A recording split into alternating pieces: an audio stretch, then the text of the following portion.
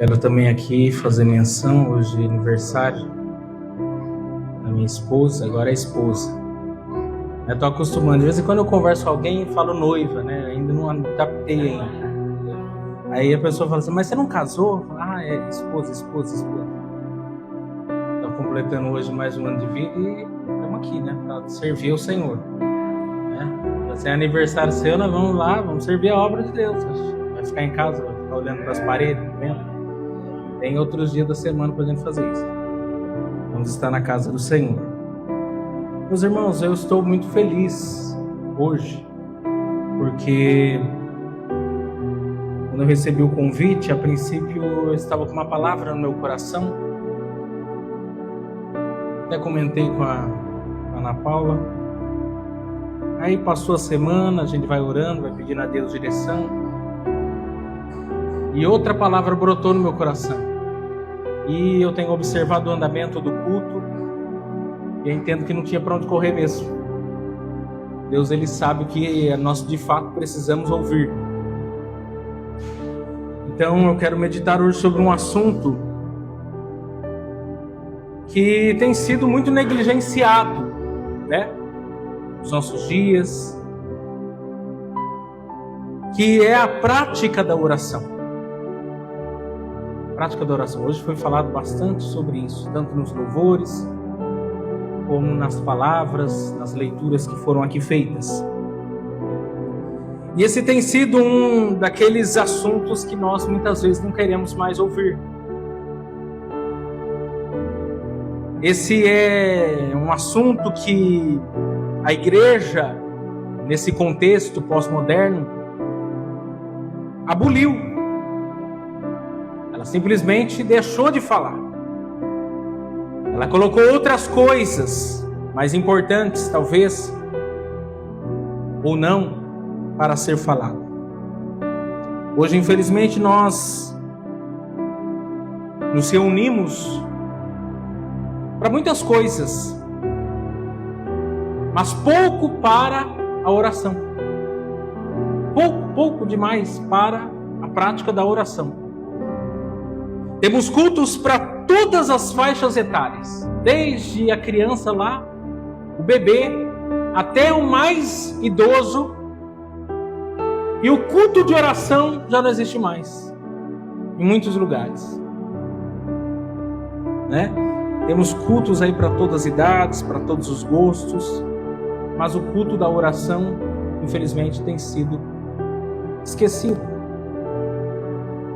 Até mesmo, né, nós, como Assembleia de Deus, nós temos o círculo de oração. E em muitos lugares é só o círculo mesmo, a oração já não tem mais. É dramático isso, mas é real. Né? No passado existia, acredito que em alguns lugares ainda exista, né? A consagração com o círculo de oração, ou a oração com o círculo de oração. Hoje em dia é chá de mulheres. Tem café, tem bolo, tem chá, né? Tem até paleta de cores. Venha com a sua paleta de cores da moda. Vamos tirar as fotos depois, mas a oração, a consagração não tem mais. Né? Eu estou falando isso porque outro dia eu ouvi uma conversa dessa, eu achei engraçado. Vigília! Conceito. Se nós formos parar para pensar, o conceito de vigília que nós temos nos dias de hoje, olha, tem que mudar o significado no dicionário. Porque quando se fala de vigília, alguém pensa que é uma coisa, mas vigília é outra coisa que não tem nada a ver com o que o povo está achando que é vigília. Mudaram até mesmo o conceito do que é vigília. Isso é tão sério porque essa geração, né, nossos jovens, adolescentes, muitos deles, infelizmente, talvez nunca vão experimentar o que de fato é uma vigília. Eles participam de reuniões, talvez, que tem um nome de vigília, mas só quem é mais antigo, eu não sou tão velho, mas peguei parte desse tempo, só quem é mais antigo sabe de fato o que é vigília. E essa geração não sabe, definitivamente não sabe o que é vigília. Estamos enganados sobre o que é vigília. A gente acha hoje que vigília é louvorzão, é sensacionalismo, é pregação coach. Isso não é vigília. Temos que voltar às raízes do que é vigília. Por exemplo, até mesmo algumas práticas que outrora, tínhamos com muito fervor em relação à oração, já não temos mais. Por exemplo, oração na madrugada. Alguém lembra disso aí? Oração na madrugada, 3 horas da manhã. Oração no monte.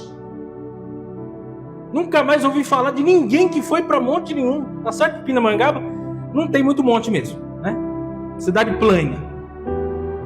Mas, nem no meio do mato, no plano, o povo está orando. Nem nas planícies. Oração antes de começar o culto. Fiquei feliz que cheguei, tinha oração hoje aqui antes de começar o culto. Mas em muitos lugares, chega-se, senta-se no banco, se conversa, tantas coisas, mas oração, falar com Deus, casa de oração, falar com Deus, a gente não tem mais esse prazer. Campanha de 21, 40 dias de oração. Eu lembro de tempos de pastores que eu tive que vamos orar e colocava a igreja 21 dias, 40 dias de oração. Não existe mais isso, gente. Eu queria saber qual a igreja que você viu ultimamente que fez uma campanha dessa. Se faz campanha da chave, de mergulho de Naamã, campanha de não sei o quê, mas campanha de oração, não lembro. Tá instinto. Propósito de oração. Oração por busca no batismo no Espírito Santo. Meus irmãos, eu lembro da minha infância, eu nasci e fui criado no berço cristão. Mas desde muito cedo se estimulava a criança, como adolescente, como novo convertido, dizendo: você não para de buscar Deus até que você receba o batismo no Espírito Santo. Hoje em dia o cara se converte, o filho cresce, e cadê o batismo no Espírito Santo? Cadê a busca? Tem que buscar, se não buscar não tem. A busca pelos dons espirituais, a oração para se pregar no poder do Espírito Santo, a oração para a conversão de novos crentes, a oração pelos que se desviaram do caminho do Senhor. O que aconteceu com a gente? Por que essas práticas se perderam ao longo do caminho? E eu tenho resposta. É porque nós temos cometido o pecado de não orar. Abra sua Bíblia comigo. Em 1 Samuel capítulo 12, versículo de número 23.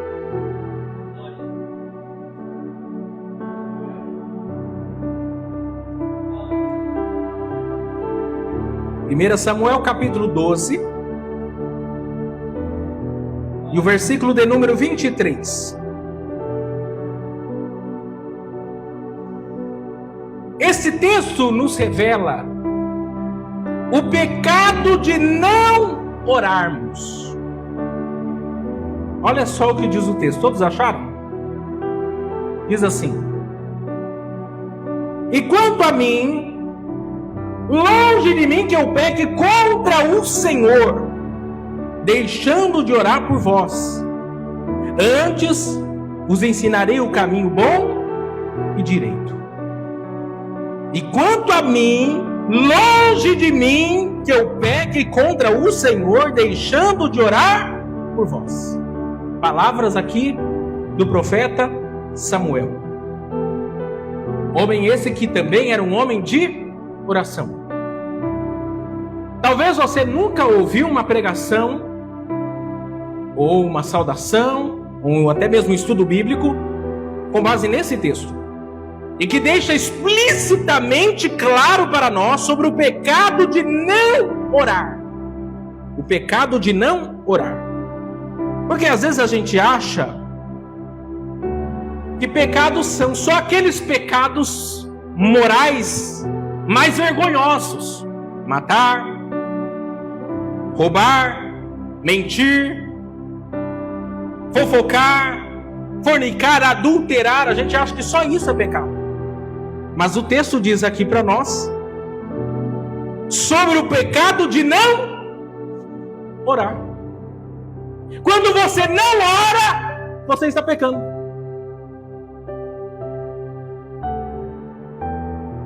Se eu dissesse para você que o fato de você negligenciar a sua vida de oração, você também está pecando como qualquer outra prática pecaminosa já conhecida, talvez você fale assim: nossa, mas verdade isso? Verdade. Quando nós deixamos de orar, quando nós nos abstemos de orar, nós estamos igualmente pecando contra Deus. Só que é um problema sério aqui, porque uma coisa é pecar, outra coisa é viver na prática do pecado. Ou seja, uma coisa é você não orar um dia, está pecando. Outra coisa é você não orar nunca. E quando você não ora nunca, você está vivendo na prática de não orar, vivendo na prática do pecado. Oh, que coisa dura, hein? A verdade é, meus irmãos, que fica difícil defender a tese de que um crente que não ora, ele é crente. Essa é a verdade. É muito difícil sustentar o argumento de que uma pessoa que diz para você que ela é crente, que ela é uma nova criatura em Cristo Jesus, que ela nasceu de novo, que ela tem o Espírito Santo de Deus habitando dentro dela, e ela tem a audácia de dizer para você que ela não gosta e não ora. Impossível. Porque o cara que diz isso, ele não é crente. A verdade é que ele não nasceu de novo. A Bíblia diz que quando nós nos convertemos, o Espírito Santo de Deus veio habitar dentro de nós. Você lembra lá de Romanos capítulo 8? E se eu não me engano, o verso 16, ele diz que o mesmo Espírito, letra maiúscula, testifica com o nosso Espírito, letra minúscula, que somos filhos de Deus. Ou seja, se você é crente, veio habitar dentro de você quem? O Espírito Santo. E o Espírito Santo é uma pessoa, não é uma força ativa, é uma pessoa. Uma pessoa que você se relaciona, que fala, que tem sentimentos. Por isso que a Bíblia diz: não entristeçais a pessoa do Espírito Santo. Por isso que a Bíblia diz: não apagueis o Espírito Santo. Por isso que a Bíblia diz que nós não podemos pecar contra o Espírito Santo. Ele é uma pessoa. Aí você tem o Espírito Santo habitando dentro de você. E esse Espírito está comunicando com o seu Espírito, com a tua alma. Você é filho de Deus. Como que ele faz isso? Ô meu amigo, você precisa orar mais. Ô meu amigo, você precisa ler a Bíblia. Ô meu amigo, você precisa se santificar. Ô meu amigo, você precisa ter comunhão com os irmãos. Como é que o Espírito Santo vai se relacionar comigo, com você? Qual que é o propósito do Espírito Santo? Nos aproximar de quem? De Deus. Aí o cara não ora. Aí o cara não lê a Bíblia. Aí o cara não gosta de vir para a igreja. Não gosto de ir no culto não. Vou lá no culto, lá no congresso, vou no Azaf, vou no retiro, vou onde for. Mas no culto, de vez em quando eu apareço lá. Aí eu te pergunto, essa pessoa é crente? Uma pessoa dessa pode se chamar de crente? Não. É muito difícil sustentar o argumento que uma pessoa que não tem vida de oração seja de fato convertida. Ela precisa se converter, ela precisa nascer de novo. Mas a despeito disso, é difícil sustentar esse argumento. Mas vamos dar aqui algumas razões bíblicas que provam que não orar é pecado. Primeiro, não orar é pecado porque a Bíblia é explícita em dizer isso. Isso que nós lemos. quanto a mim, longe de mim que eu peque contra o Senhor, deixando de orar por vós. Está revelado, não precisa de exegese, não precisa ir no hebraico, não precisa nada profundamente, já está claro. O fato de você não pecar, o fato de você não orar, já te torna um pecador, pecando contra Deus. Quando nós vamos lá para 2 Timóteo, nós vamos ler alguns textos, se você quiser nos acompanhar. 2 Timóteo capítulo 3, verso 16 e 17 diz assim: toda a escritura divinamente inspirada é proveitosa para ensinar, para redaguir, para corrigir, para instruir em justiça, para que o homem de Deus seja perfeito e perfeitamente instruído para toda boa obra. Vamos ler outro texto? 2 Pedro, capítulo 1, verso 21, ainda diz: porque a profecia nunca foi produzida por vontade de homem algum, mas os homens santos de Deus falaram inspirados pelo Espírito Santo. Ou seja, se Samuel disse que não orar é pecado, e isso foi registrado na palavra de Deus, nas Escrituras, não há dúvida que o Espírito Santo de Deus inspirou ele para que assim escrevesse e assim fosse registrado. Então não tem como nós dizermos que orar, a prática de não orar é pecado. Está na palavra de Deus. Alguém tem dúvida que a palavra de Deus é a palavra de Deus? Que ela é inerrante, infalível, poderosa, atual? Alguém quer atualizar a Bíblia, mas a nossa Bíblia nós cremos que ela é atual. Ontem, hoje, eternamente, palavra de Deus. Se ela é de fato palavra inspirada de Deus, nós temos que entender isso de uma vez por todas, que não orar é pecado. Quando nós negligenciamos isso, nós estamos pecando deliberadamente contra a palavra de Deus, contra o mandamento, contra a ordem de Deus. Segundo, não orar é pecado porque oração na Bíblia é uma ordenança, é um mandamento. Vamos observar aí alguns textos. 1 Tessalonicenses, capítulo 5, verso 17, texto conhecido. Diz o quê? Orai sem cessar. Aqui é um presente do imperativo ativo, algo a se fazer sempre. Nunca se desistir. Orai sem cessar. Alguém pode até perguntar assim, mas como que é possível isso? Se eu não me engano, é Billy Graham que disse que nunca orei 1 hora, mas também nunca fiquei 1 hora sem orar. A ideia não é que você vai orar 24 horas por dia sem parar. A questão é que você nunca vai esmorecer da oração. É que você nunca vai desistir da oração. A questão é que você constantemente, todos os dias, até o último dia da sua vida, você vai manter uma comunhão com Deus. Orar sem cessar. Todo dia você vai saber que você tem que ter um tempo dedicado a falar com Deus. Porque a gente, vamos trazer para a nossa realidade. Você aí quer casar, agora eu posso falar isso. Tem como você ficar 24 horas, vamos falar para os irmãos. Tem como, pastor, ficar 24 horas por dia dentro da tua casa, sem falar uma palavra com a irmã Adriana? Não tem como. Até porque as mulheres falam 2 vezes mais do que os homens. É por isso que os homens falam, né, um pouco mesmo, porque eles ficam ouvindo, né? E elas repetem, né? Elas não se contentam, elas falam de novo, para gravar bem. Eu te pergunto, tem como? Você que é mãe, tem seu filho, passar 24 horas dentro de uma casa sem dirigir a palavra para o seu filho? O teu marido? Até para os cachorros da tua casa você fala.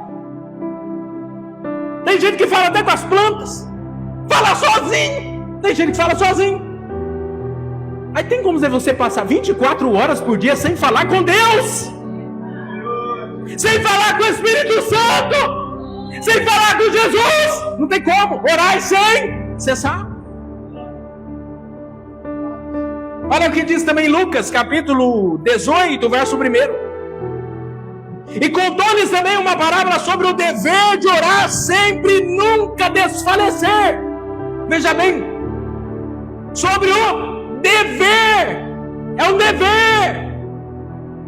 É uma obrigação, é uma ordem, é um mandamento. Não é algo que, vamos dizer assim, vamos perguntar se ele quer orar. Não, é uma ordem, é uma obrigação. Você tem que orar e ponto final. Lembra Jesus falando com seus discípulos em Mateus capítulo 6? Ele não diz assim, se orardes. O texto não coloca essa condicional. O texto diz o quê? Quando orardes. Ou seja, ele já está partindo do pressuposto que os seus discípulos, eles o quê? Oram. Quando orardes, ainda diz o texto mais, quando jejuardes, ele está partindo do pressuposto que os discípulos dele fazem isso. É um dever, é uma obrigação minha, é uma obrigação sua, é intransferível, não tem como, porque tem aqueles crentes 6 horas. Conhece o crente 6 horas? No grupo da igreja então, meu Deus do céu, o dia inteiro o crente 6 horas mandando pedir oração. Mas você pergunta para ele, aí você, pior que você sabe, o crente 6 horas, ele não vem no círculo de oração, ele não vem no baraque. O crente 6 horas, ele quer viver na carona, na sombra dos outros, mas não coloca a boca no chão, ele não ora, ele não derrama lágrima, mas ele quer milagre. Meu amigo, é obrigação tu orar. Eu vou orar porque Deus, ele me permite essa graça de poder orar uns pelos outros, mas meu irmão, a obrigação é tua. A obrigação é minha, cada um com seus problemas. É você que tem que buscar, é você que tem que orar. Ninguém tem que fazer isso por você, é você que tem que buscar ter intimidade com Deus. O mesmo Deus que ouve o irmão da direita, ouve o Deus da esquerda, ouve o irmão da esquerda. Porque o Deus é o mesmo. Então a gente tem que o quê? Tem que orar. Quer ver outro texto? Colossenses capítulo 4, verso 2. Perseverai em oração, velando nela com ações de graça. Perseverai. É algo constante. Não dá trabalho orar, irmão? Dá trabalho. Dá trabalho. Porque até que você crie, né, uma musculatura na sua espiritualidade, porque você está criando um novo hábito, demora, mas depois torna-se que prazeroso. Depois aquele ambiente da oração torna-se algo atrativo. Você começa até a sentir falta, eu preciso orar. Você começa a sentir saudade da presença de Deus, porque você encontrou um lugar de paz, de descanso, de deleite para a tua alma. E você não consegue ficar um dia sem estar diante da presença de Deus.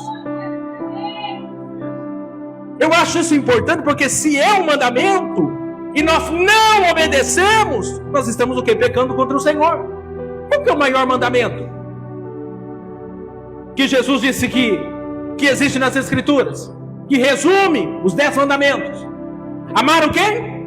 A Deus acima de todas as coisas e ao próximo como a ti mesmo. Veja bem, se você desobedece o mandamento de não orar, você está dizendo para mim, eu não amo a Deus. Você está dizendo para mim, eu não amo meu próximo. Porque quem ama a Deus tem prazer em Deus.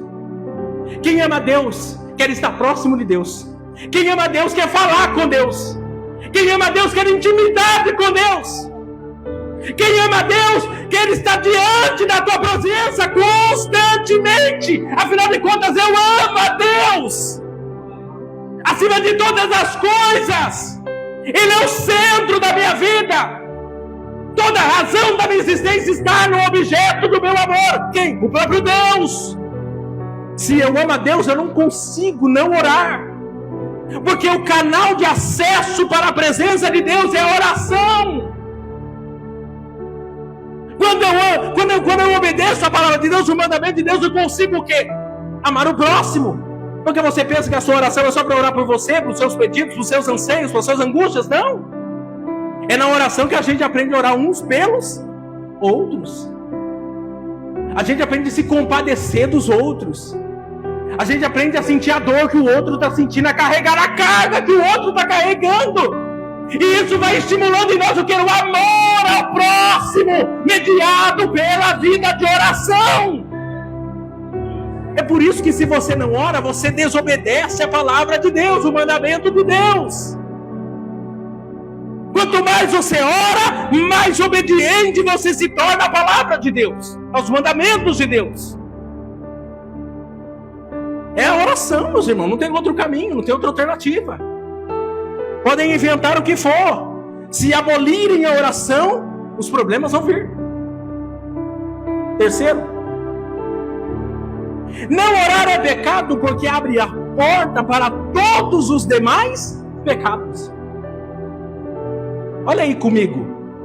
Evangelho de Marcos, capítulo 14, verso 38. Marcos 14 e 38. Vigiai e orai, para que não entreis em tentação. O espírito, na verdade, está pronto, mas a carne é fraca. O próprio Jesus, na oração do Pai Nosso, ensinou os seus discípulos a orar. Ele diz lá, Mateus 6, verso 13: e não nos induzas à tentação, mas livrai-nos do mal. Samuel Chadwick, pastor inglês, ele diz que a maior preocupação de Satanás é afastar o cristão da oração. Porque o diabo não teme o trabalho, a religião e o estudo de quem não ora. O diabo ri do nosso trabalho, ri da nossa sabedoria, escarnece da nossa pregação, mas estremece quando nós oramos. É por isso que o diabo trabalha 24 horas por dia para afastar a mim e a você da vida de oração. A oração só prova o quanto nós somos amados no céu, respeitados na terra e temidos no inferno. Leonardo Revelio, grande pastor, o homem de oração, escreveu um livro muito importante que todo cristão deveria ler, porque tarda o pleno avivamento. Ele diz as seguintes palavras: eu quero ser um dos 10 homens mais procurados no inferno. Meus irmãos, lembra lá os filhos de Seva? Foram lá expulsar um demônio em Atos dos Apóstolos. Eu te expulso em nome do Deus de Paulo. Esse dia deveria ter um vídeo gravado dessa cena. Que isso daí foi um dia, olha, né, interessante da história da igreja. Porque tem gente que acha que tem autoridade. Meu amigo, se você não é conhecido no céu, você também não vai ser reconhecido no inferno. Se Deus não te conhece no céu, Satanás não te respeitará no inferno.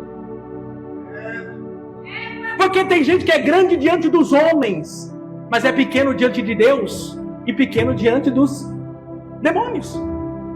E nenhum homem vai ser tão grande quanto a sua vida de oração. O homem, ele só se torna grande quando ele tem uma vida de oração. Quer ser grande? Tem que se humilhar debaixo da potente mão do Senhor, para que em seu tempo Ele vos exalte. Tem gente que empina o nariz, tem gente que empoça a voz, mas se não tiver intimidade, se não tiver autoridade, não adianta. John Richard diz que um velho provérbio, que o diabo treme quando vê ajoelhado o mais débil santo. Pode ser o crente que diz assim: eu sou muito fraco, mas se você for um crente de oração, alguém pode olhar para a tua aparência, não dá nem nada para você. Alguém pode nem, saber qual é o teu nome, mas se você é conhecido no céu, meu irmão, até quando o inferno ouve falar do teu nome, ele estremece. Quando alguém fica enfermo, quando o demônio se manifesta, alguém quer chamar esse irmão, essa irmã. Por quê? Alguém não deu, talvez, oportunidade para ele pregar no WhatsApp, num congresso. Mas quando precisa dele para orar para o enfermo, para o canceroso, quando precisa dele para expulsar o demônio, quem que ele chama? Chama esse crente. Crente de quê? Crente de oração. Meus irmãos, Jesus nunca nos prometeu de nos livrar de qualquer tipo de tentação, mas nos instruiu a orar para que não entremos nela. A tentação sempre será inevitável. A tentação, ela sempre vai bater a nossa porta. Seja do crente mais novo na fé ou do mais experimentado, a tentação vai bater na tua porta. E como é que você vai vencer? Orando. John Bunyan, autor de O Peregrino, livro famoso, segundo livro mais lido depois da Bíblia, ele escreveu assim: a oração fará com que um homem deixe de pecar. Por outro lado, o pecado seduzirá o homem a deixar de orar.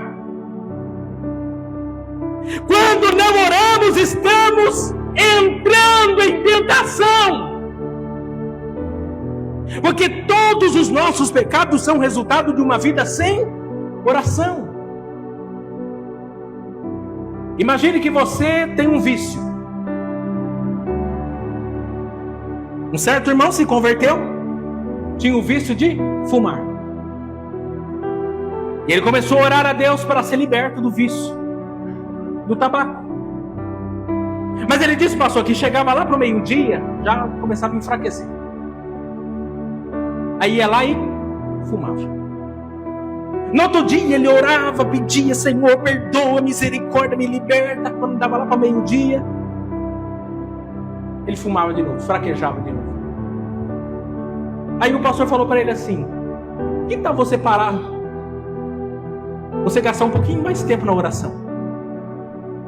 Se você sabe que meio-dia é seu limite, começa a orar até 1h da tarde, até 2, até 3. O que aconteceu? Foi liberto. Porque nós só vamos vencer a tentação resistindo através da oração. A pessoa sabe que tem lá um vício, e ao invés de ela enfraquecer o vício, não, ela fica alimentando o vício. Hoje em dia, e isso é um caso sério hoje nos Estados Unidos, mas isso já virou uma pandemia mundial. O vício da pornografia, que está acabando com a vida dos jovens, adolescentes e de muitos casamentos. Aí a pessoa tem um vício, porque o vício da pornografia é semelhante à pessoa que usa cocaína. Aí ela sabe que ela não pode ter um WhatsApp, ela não pode ter um Instagram, ela sabe que ela não pode ter um Facebook, ela sabe que ela não pode ter nada. Ela sabe que ela não pode ir dormir com o celular do lado da cama. Você tem um problema desse? Desliga o celular, coloca na sala. Procure pessoas, amigos, confesse o seu pecado uns aos outros, para que possam ser perdoados. E comece a prevalecer na oração. A gente não vai vencer, meus irmãos, se não for pela oração, porque a tentação ela vai vir. A Bíblia diz que nós vamos ser tentados, a tentação vai vir, não tem como. A questão é como você vai se portar diante da tentação. Orai e vigiai para que não entreis em tentação. Você tem que vigiar e tem que orar para que não ceda a tentação. Deixa eu ler rapidamente. Texto conhecidíssimo. 1 Coríntios capítulo 12. Olha o que o apóstolo Paulo escreve. Não, minto. 1 Coríntios capítulo 10, versos 12 e 13. Aquele, pois, que cuida. Em outras traduções diz, aquele que pensa O texto não diz aquele que está, aquele que pensa, aquele que cuida. Estarei em pé, olhe para que não caia. Não venha sobre vós, senão, não vem sobre vós tentação, senão humana. Mas fiel é Deus, que não deixará tentar acima do que podeis. Antes, com a tentação, dará também o escape, para que possais suportar. Não existe nenhuma tentação que nós venhamos enfrentar que não seja humana. Diz Tiago que o homem é tentado pela sua própria concupiscência. Você é tentado pelo seu próprio pecado. E deixa eu dizer uma coisa: Satanás sabe de onde está o nosso ponto fraco. O adversário da minha vida e da sua vida, ele está 24 horas por dia observando o meu caminhar e o seu caminhar. Ele sabe o seu ponto fraco. Ele sabe aonde que você tem uma fraqueza. E ele está ali com um dardo inflamado, preparado para tirar você no dia mau. Que a Bíblia fala que vai haver dias maus. Como é que você vai vencer a tentação? Vigiai e orai, para que não entreis em tentação. Quando nós deixamos de orar, nós abrimos portas para muitos outros pecados. É por isso que nós precisamos ter uma vida de oração. Porque se nós não tivermos uma vida de oração, nós não conseguiremos viver uma vida de santidade. Como é que você acha que você vai ser moldado segundo o caráter de Cristo? Veja bem, o padrão é alto. Não é segundo o crente que mais ora na igreja. Não é segundo a irmã que ora mais na igreja. Não é segundo o pastor, o presbítero, o diácono, o operador, o conferencista, não. O padrão é Jesus. A Bíblia diz que ele foi tentado em tudo, mas sem pecado.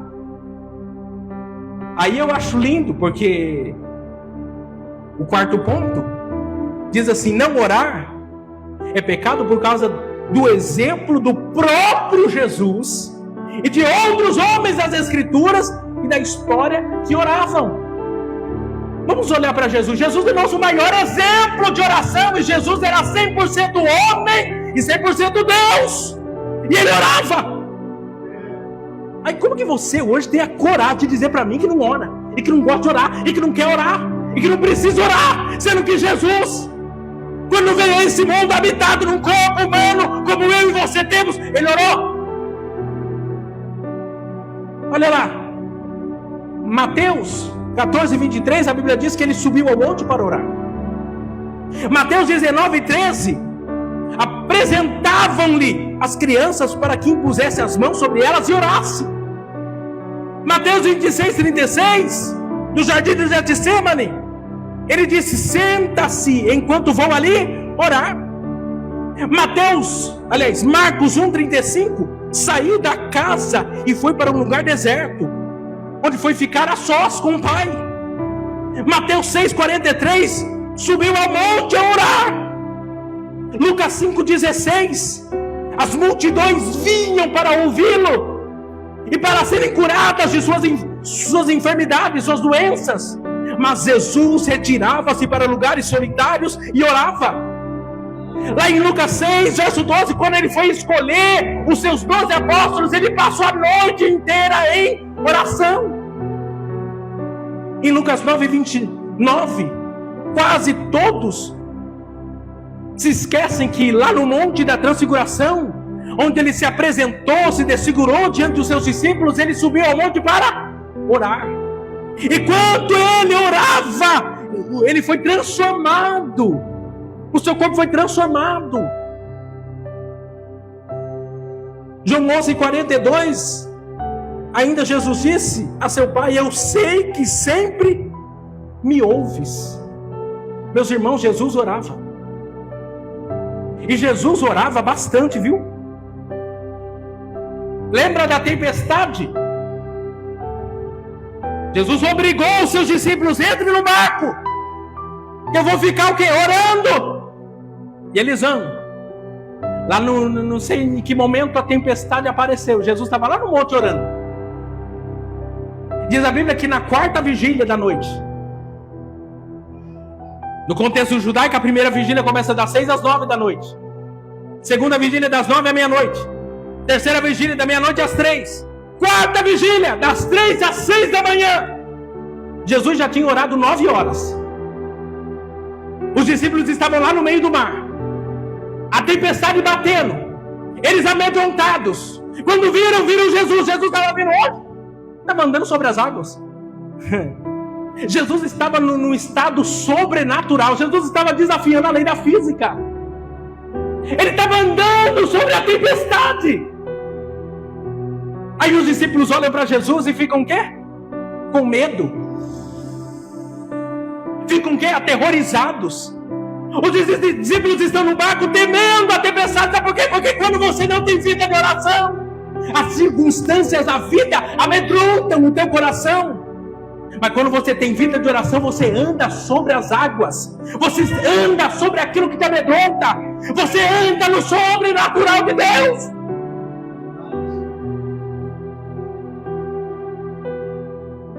Os apóstolos oravam. Os pais da igreja oravam. Os avivalistas oravam. Os reformadores oravam. Os pais fundadores do movimento pentecostal oravam. E você acha que eu e você não devemos orar? Martinho Lutero dizia que tenho tanto que fazer, que não posso prosseguir sem passar 3 horas diariamente em oração. Meus irmãos, escutem isso. Tempo com Deus diminui tempo com os homens. Tempo gasto com Deus diminui tempo gasto com os homens. Quando você gasta mais tempo diante de Deus, da presença de Deus, da face de Deus, os problemas que você tem para resolver com os homens, você resolve rapidinho. Mas quando você gasta menos tempo com Deus, você acaba gastando mais tempo com os homens. Fique de pé. John Knox, pai fundador do presbiterianismo, era um homem de oração, de tal modo que a rainha da Inglaterra temia mais as orações de John Knox do que os exércitos inimigos da Europa. O John Taylor dizia que quando trabalhamos, mas quando oramos, quem trabalha é Deus. Charles Spurgeon, grande pregador inglês, ele diz: eu prefiro ensinar um homem a orar do que 10 a pregar. Meus irmãos, se nós formarmos todos os anos pelo menos um homem de oração, já valeu. Já eliminamos um monte de problema. Mas sabe por quê? Porque o crente que ora traz solução. O crente que não ora traz problema. Não é assim, pastor? O camarada não ora. Você já percebeu isso, gente? Ou é só eu que penso? O crente que não ora, ele acha defeito em tudo. Ele acha defeito no pastor, na mulher do pastor, ele acha defeito no coral, ele acha defeito no evangelismo, ele acha defeito na pintura da igreja, ele acha defeito nas cadeiras que está mal organizado, ele acha defeito em todo mundo. Mas esse camarada não ora. Ele não ora. Ele não se dispõe a servir, ele não está disposto a nada. Você pede para ele fazer: meu irmão, você pode vir aqui para... Você pode vir, não dá.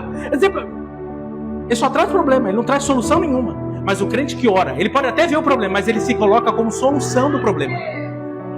Ó, pastor, se o senhor precisar de mim, tamo junto, hein?